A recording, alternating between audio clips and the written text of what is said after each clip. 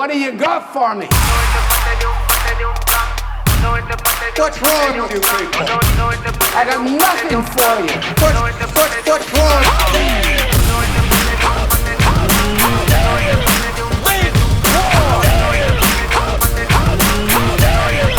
You're not David. How y'all feel this morning? I feel rotten. That's how I feel. Well, that was enough for me. We could have had the benediction right there. That was so good. What's going on, everyone, and welcome to the Reformatory, the podcast for the local church and by the local church, and we are your local churchmen. My name is Josh, and I'm here as always with my co-host in crime, the man, the myth, the captain, Jack Barry. Jack, Sir. It is good to be with you, doing radio yet again. Yep, as always. How are you? This is not moonshine. This is water, actually. If people want some of that apple cinnamon moonshine. If people who are watching us on YouTube, I have a mason jar glass full of water right now. It is the universal sign of it is you know, anytime true. you see a clear liquid in a mason jar, you're like, what's going on there? What's happening there? Yeah. No, we don't need, especially with today's topic, we don't need anything to inhibit our thoughts and our speech. So we're going to be stone cold sober today. Well, right. We're sober all the time. Let's be right, clear. true. Let's be very Yes, clear. Right. True. But yes, for the kids listening. Yes, but no moonshine in the mason glass today. Jack, how are you, my friend? It is good to see you. Yeah, doing well. Pretty interesting and lively Monday on the work side of things. But yeah. Fun as always. Very good. So. Very good. I'm doing well as well. Lord's Day was good. Talking to quite a few individuals about membership, which is really cool. We've got some people coming down the pipeline, wanting to get baptized, hop into membership. I'm excited. It's a good time. It's a good time. What's funny? Every time I know, God, you'll have to remind me, but every time I see one of your elders' names, he's like Baker Mayfield's Colton, Pastor Colton, dude. Yeah. Every time I look at him, it's like Baker Mayfield, man. It's Baker Mayfield up there preaching. Yeah, his doppelganger, dude. Exactly. I think you took a picture of it, of like just the Lord's Day stuff, he was up there. Was he like doing like a? He was preaching. Okay, he was preaching. Yep. Yeah. Looks straight up like Baker Mayfield to me. So. Well, I know for him especially, like that's a compliment. Baker Mayfield's not the worst looking guy, so apparently compliments all around. He may or may not be a believer too. Really? Well, I've been hearing some more than interesting things from him lately. So that would be great. I'm Baker all Mayfield, not Colton. Yes, Colton, Colton is a certified card carrying believer. Let's be honest. Yeah, he is. Yeah. Unlike maybe some other pastors in that are in leadership these days. I don't know what I'm talking about. I don't know what's happening. Anyway, Jack, we've got some good stuff to talk about today.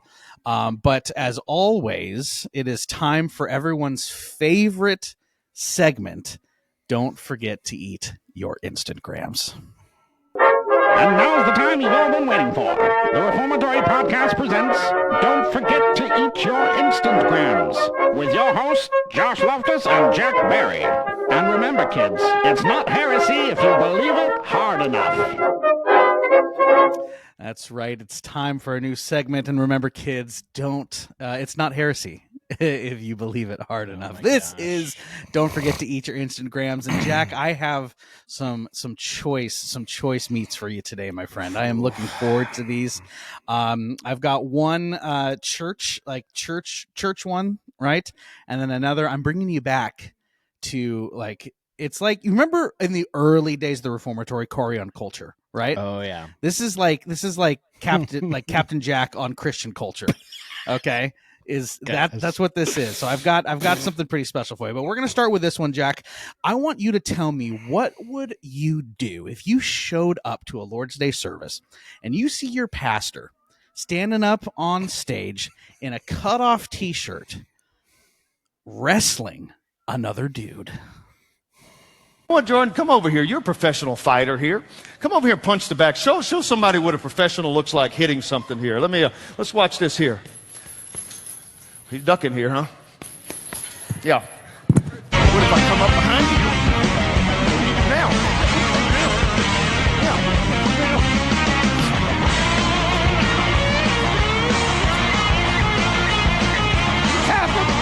He tapped it! He tapped!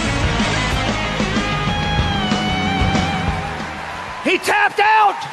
He tapped out! Okay.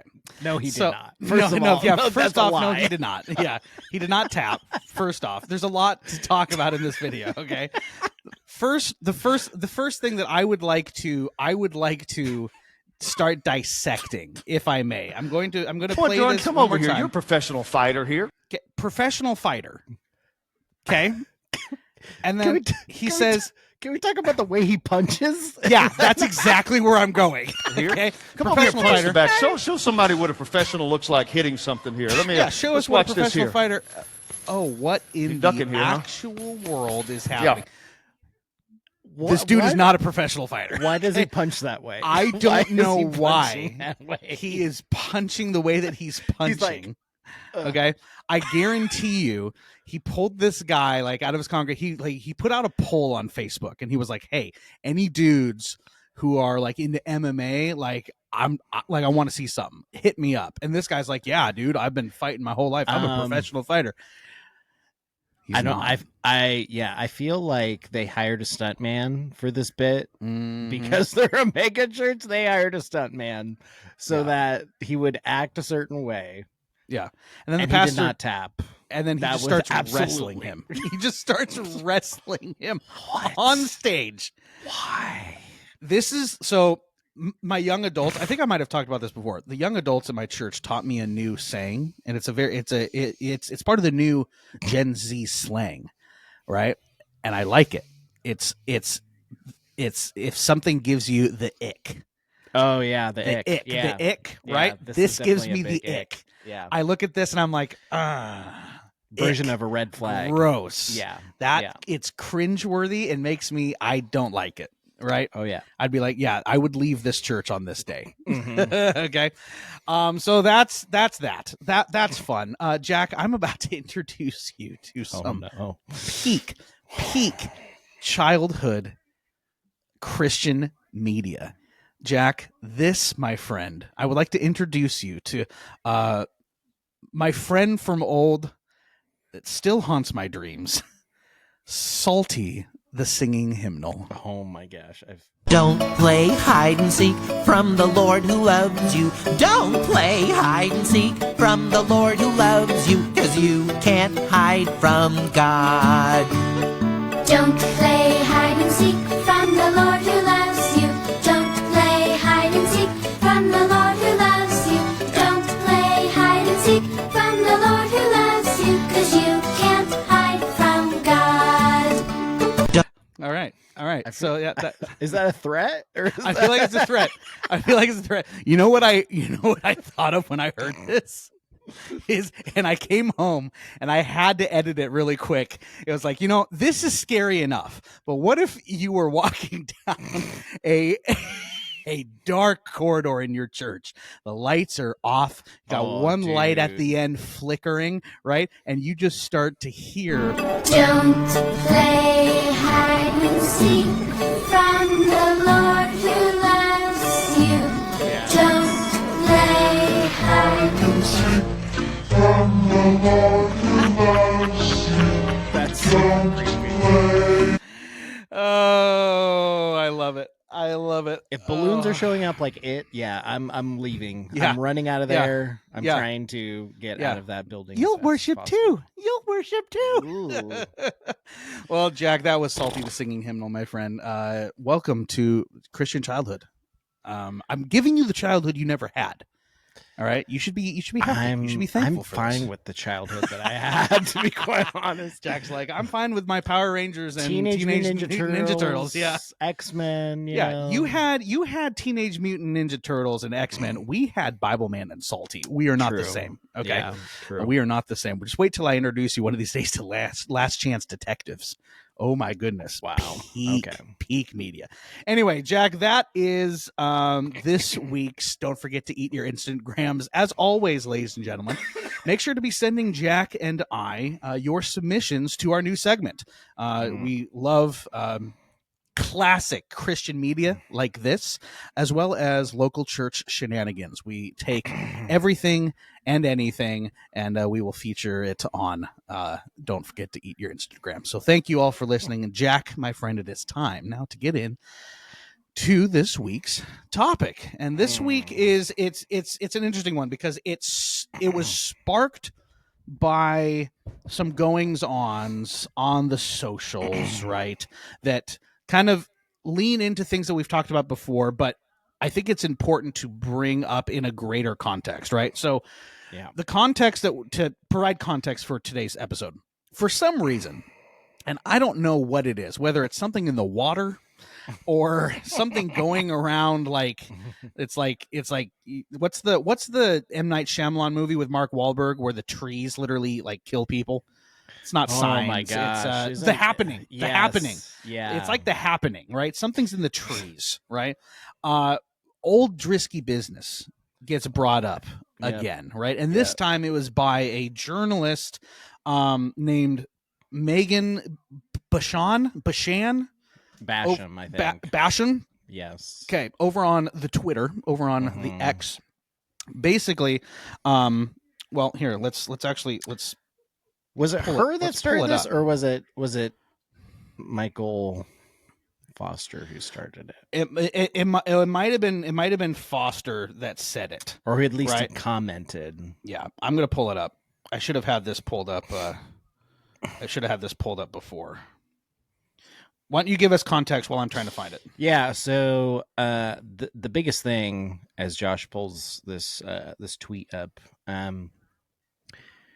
it's really talking about how I think Foster was going on about, I don't agree with everything that Mark said and has done in the past, but we kind of agree. I think he had Michael Foster pretty big in the patriarchy kind of arena. And he said, I think he had him on his podcast or he interviewed him or something along those lines. And Michael Foster basically said something that like, Mark Driscoll isn't that bad of a guy. And then it was followed up by some tweets by Megan Basham that were criticizing Christianity Today, the podcast, The Rise and Fall of Mars Hill, which I don't know if you and I have actually like gone into retrospect about that podcast a whole lot, but it came out maybe 4 or 5 years ago. And I think it was 4 years ago ish. And it was coming at it from a couple different angles. It was coming at it from a theological angle and a whole bunch of other angles. Yeah. And I don't think it really did it justice to where there were parts of it that I liked, but I don't think it did it justice to where I think it should have gone. Sure. And so we there's kind of ended up with Megan Basham saying she was criticizing Christianity Today because they were sponsored during that podcast by BetterHelp, which is like an online therapy kind of company. Right. And it sponsors literally every single podcast ever. If you listen to any podcast, you know what BetterHelp is.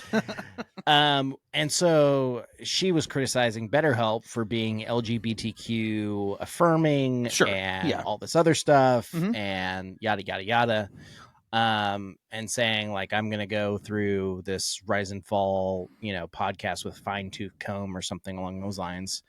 But the fact of the matter is like it seemed like she was saying that Mark did not have due process or something along those lines, or there's a whole bunch of other things that were flying around Mark Yeah. and the way that he left and stuff like that.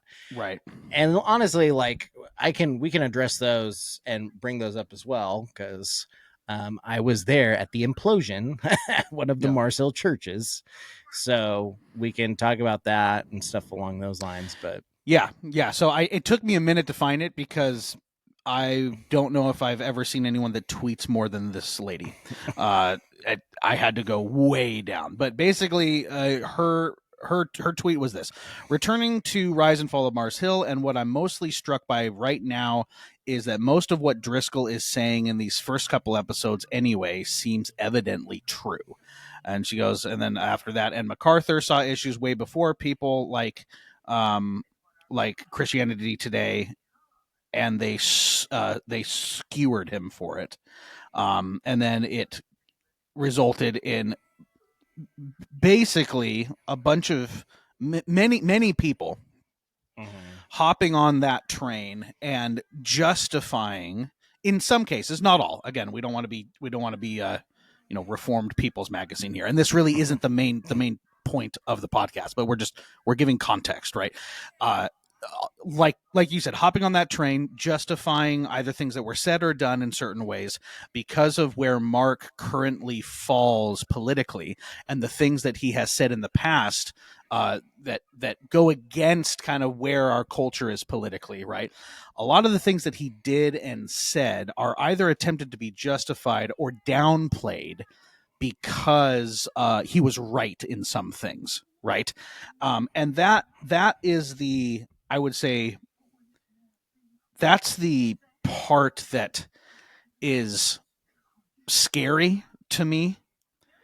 And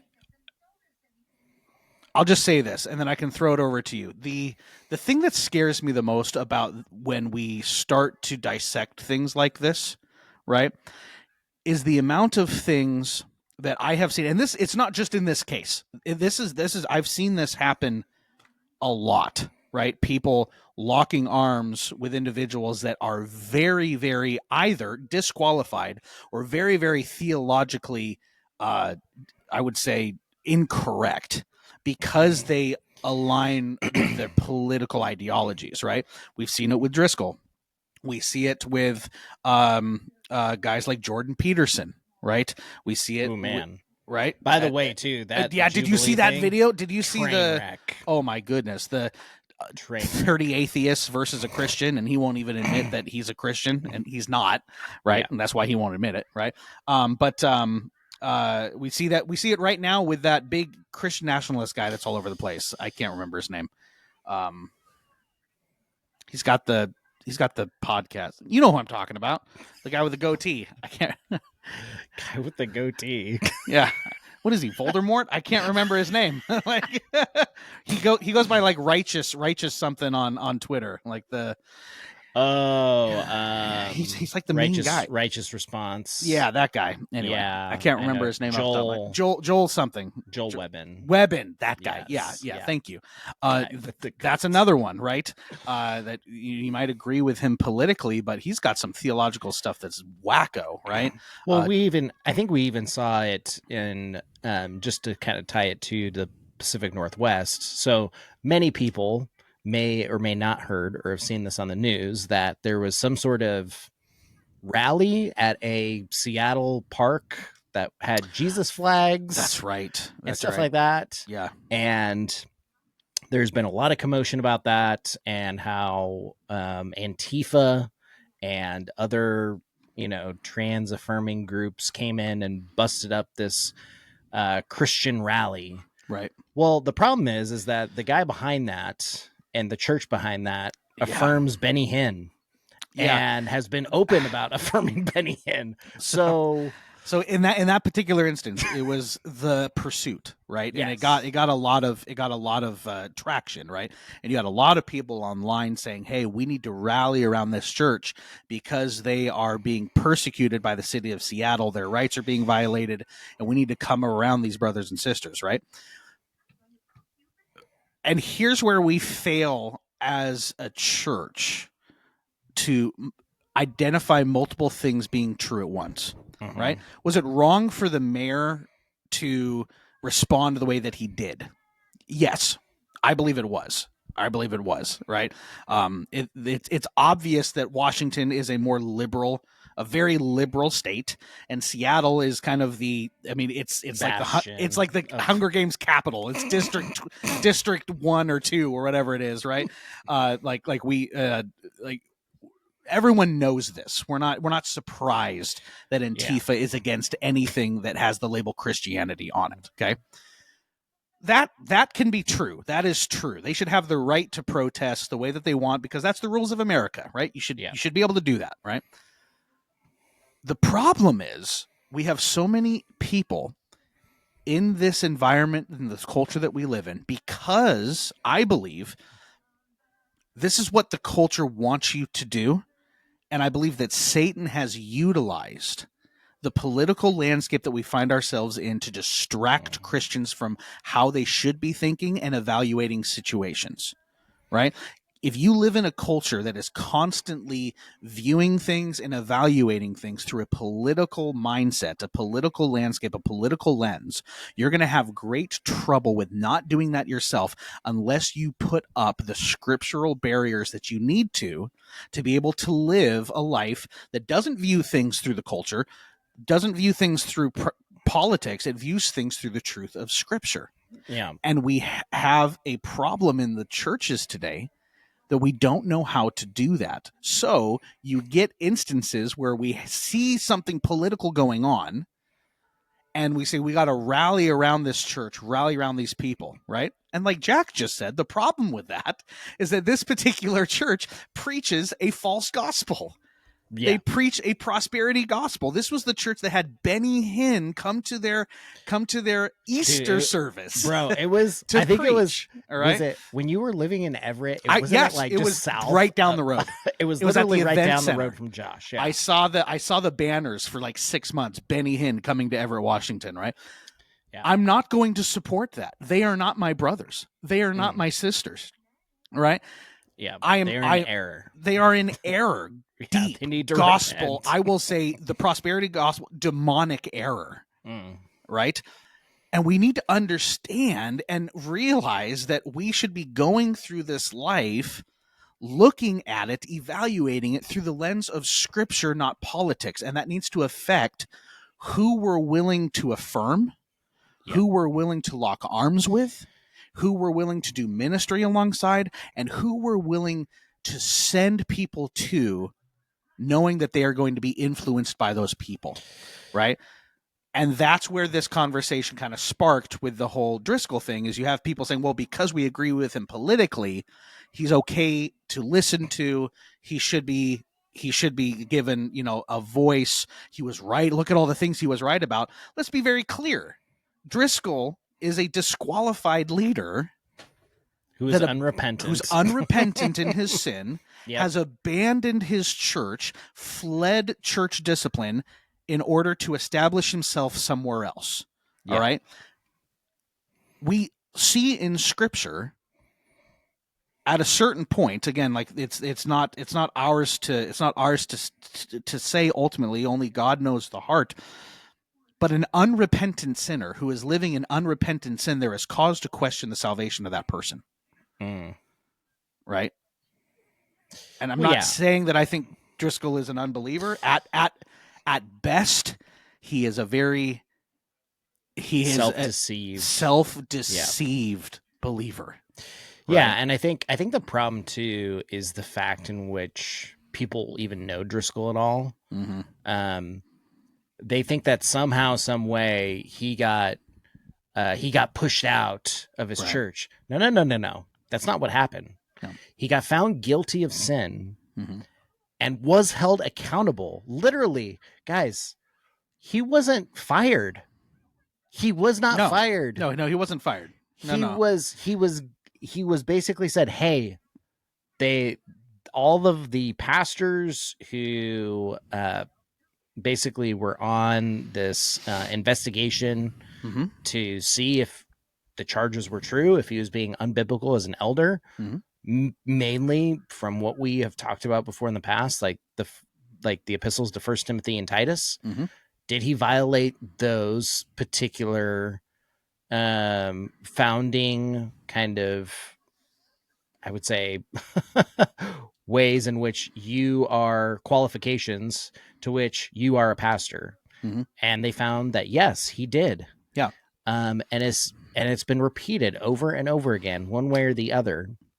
Well, and he wasn't, to further your point, right? Mhm. Upon finding him guilty, he was not pushed out. He was placed No. on a plan of reconciliation and restoration. Everybody at Mars Hill at the time, and I can say this because I'm a former member and I have known this in the past, everybody at Mars Hill at the time wanted him to be restored. Mhm. They said, we can't go on as Mars Hill Church unless it's Mark. Yeah. That's it. Which in and of itself, major red flags and problems, obviously. Sure. But it goes against the narrative that he was pushed out. Yeah. But for him to be paranoid Mm-hmm. and to say that somehow, he's gone on TV, the Lord said that a trap was set for me. A trap No, was laid no, against baby. me. No, Yeah. baby. You did bad all by yourself. You stepped in that bear trap yourself. Man. You did crazy all by yourself on that. Like you set yourself up. Mm-hmm. So he was saying that, somehow God spoke to me and he told me that a trap was going to be set and I was going to be. Are you saying that accountability is a trap? Because that's even a more like dastardly way of saying that accountability is a trap. Yeah. And if that's his mindset, that's a terrible mindset. And he's been operating out of that mindset ever since he left Seattle. Well, to those that do not want accountability, any amount of accountability is going to be a cage instead of the freedom that it actually is. Right. And that's how it was with Mark. Right. And we've seen that with many, many other pastors. So it's not just a problem with Mark, but this conversation brings up the greater issue that both Jack and I have concerns about is how quickly our culture, and it sneaks into reform culture too, of all people, right, who are supposed to be the most theologically precise and care the most about living sola scriptura, coming, this life being ruled and lived by the authority of Scripture. We're supposed to be at the front of that line with the things that we confess, but it seems like we are at the front of a different line, and that's let's lock arms with people who agree with how we should be fighting the culture war instead of the war that we are called to fight for the souls of men and women. Yeah. Yeah. And those are two different wars. And I know there's people that disagree with that, but I would say you're wrong. Well, yeah. And on top of it too, I think we're willing to lock arms with people that we may not find, we're willing to whitewash them in order to dunk on these people that we don't like. Right. That we know that we can come against them in this way. And sure. I don't think that is that in and of itself is not helpful. Well, and maybe I'm just old fashioned, dude. Maybe I have an old fashioned way of thinking of things, but like you'll come across clips where Mark Driscoll, he's a great communicator. Like I've always given him that, right? He's excellent communicator. You'll see clips where he'll demolish some like liberal way of thinking or way of viewing things, right? And he'll use the Bible to do it and be like, yeah, I mean, what you said isn't wrong. But you'll have people that will share him, send people to him because he says something correct politically. And maybe I'm old fashioned, but if you've disqualified yourself, if you have a track record of not being biblical, not responding biblically, not viewing things through a biblical lens, but rather a either personal or a cultural or a political lens, I don't really care if you say something right. I'm not going to send people to you. I'm not going to share your stuff. I'm not going to associate with you. I'm not going to lock arms with you because I disagree with how you go about the important things. Why would I send people to you for the secondary things if I know that you're screwy on the primaries, right? And I personally, like, I really have tried to wrap my mind around the logic behind it. Like it would be like me at this point, again, not to dig up like sore subjects. It'd be like at this point me sharing a quote from Stephen Lawson or Josh Bice. Like, I found this really encouraging. Like, why would you do that? They have both disqualified themselves, both for different reasons. Yeah. But because I agree with something that they said, at the end of the day, Jack, where I've come to is I think it's a lack of discernment. I think it's a lack of discernment and understanding of how we're supposed to interact with those that have disqualified themselves, whether you agree politically or not. I don't get the, like you called it, I think it's a good word, the whitewashing of who they are in order to like gain one more general on the field against the culture war, and it's you're going to rot from the inside. Yeah. I think too, it shows people, it shows your local church that sometimes you're willing to do things that just, I mean, this is starting to kind of seep into your local church in a way too.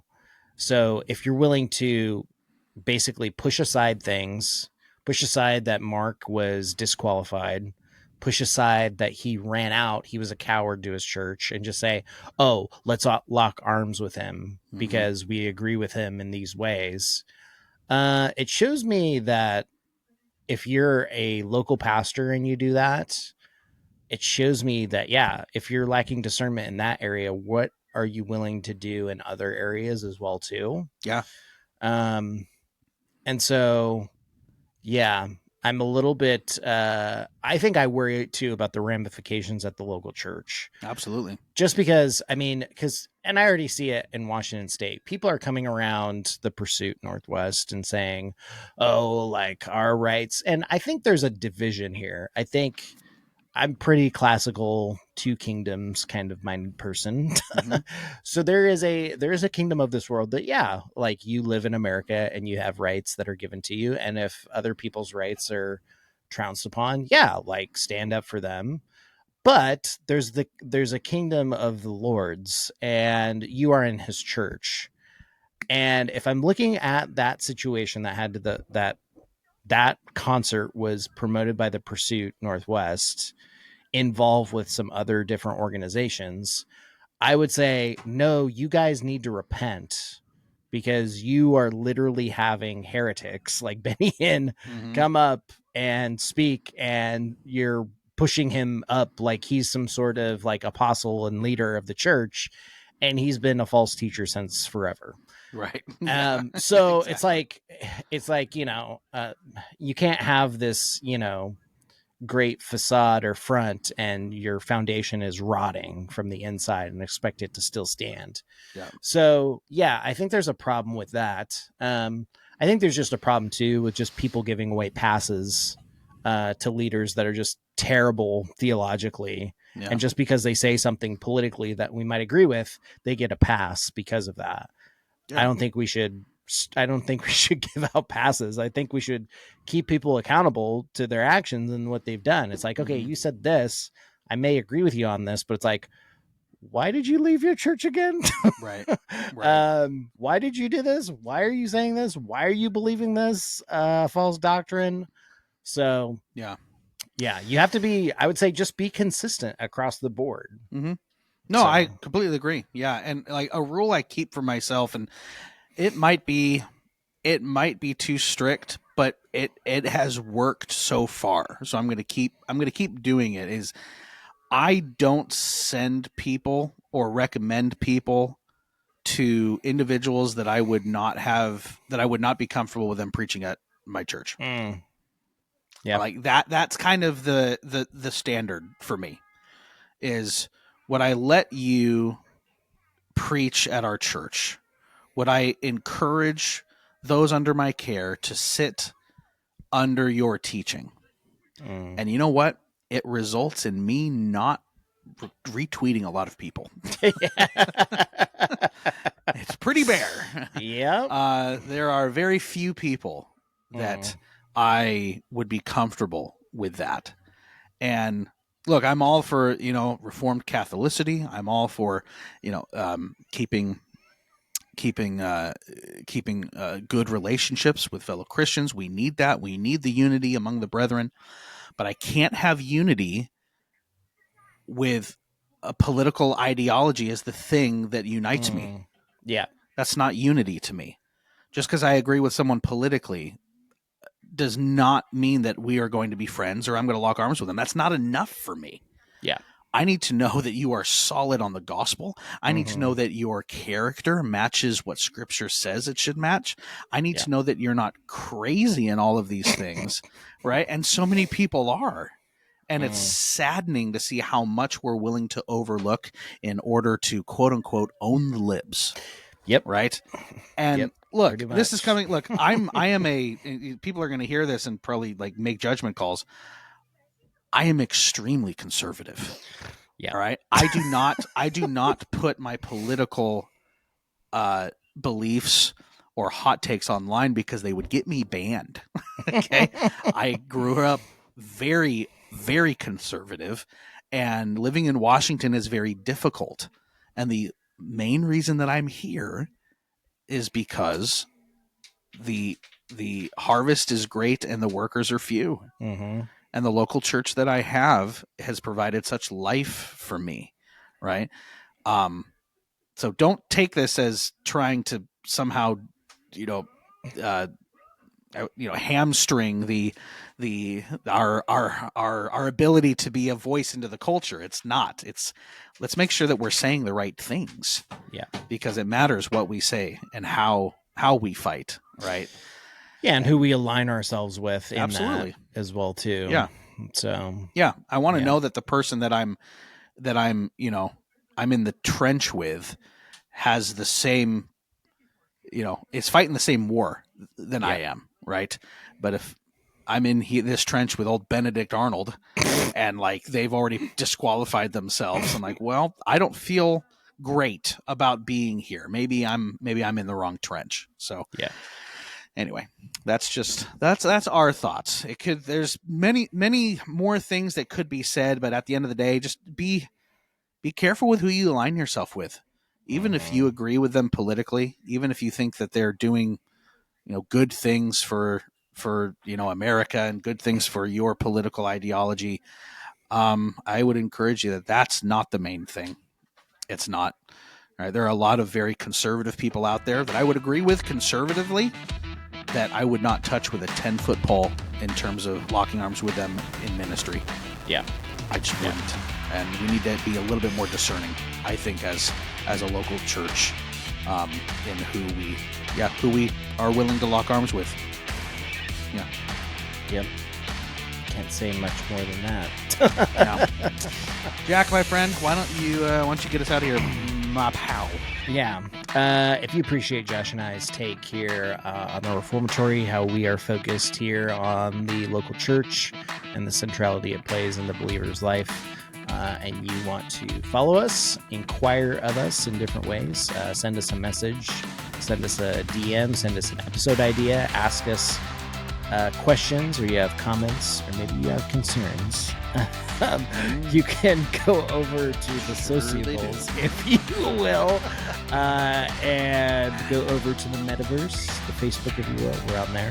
We're on the Instagram, goes well with chocolate or marshmallow. Or you could go over on the Sociable, formerly known as Twitter X.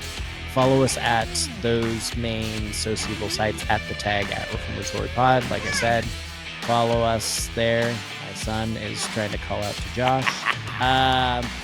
And Josh, you can tell the lovely people how they might support us in our other endeavors as well. That's right. If you do appreciate Jack and I's candor, if you appreciate where we land on certain things, there are multiple ways you can support us. What's up, Theo? It's good to see you, buddy. You can head on over to YouTube if you want to watch this as well as listen to it. Head on over to YouTube and hit the subscribe button, like, comment, subscribe, hit the little bell for notifications, as the kids say. You can rate this podcast, review this podcast on Apple and Spotify. It helps get the podcast out to more people. We really do appreciate that. You can click the link in the description of this episode. Get yourself some local church merch. Super cool. last but not least, we have a Patreon. And for $5 a month, that's all it is, just a $5. Right, that's it. One Starbucks drink a month. You could become a Patreon supporter and have all of the rights thereunto. Bonus eps, interactions that only stay in Patreon. You get all the spicy stuff over at Patreon. We let our hair down, we let our beards down, if you will, and you get the reformatory uncensored over there. Want to know what we really think and really feel? Gotta head on over to Patreon for that. $5 a month, and if you choose to do so, our pledge to you is that your name shall be hallowed. Hallowed through the halls of the podcast. That is our pledge to you. We thank you all for listening. We will catch you on the next step of the Reformatory.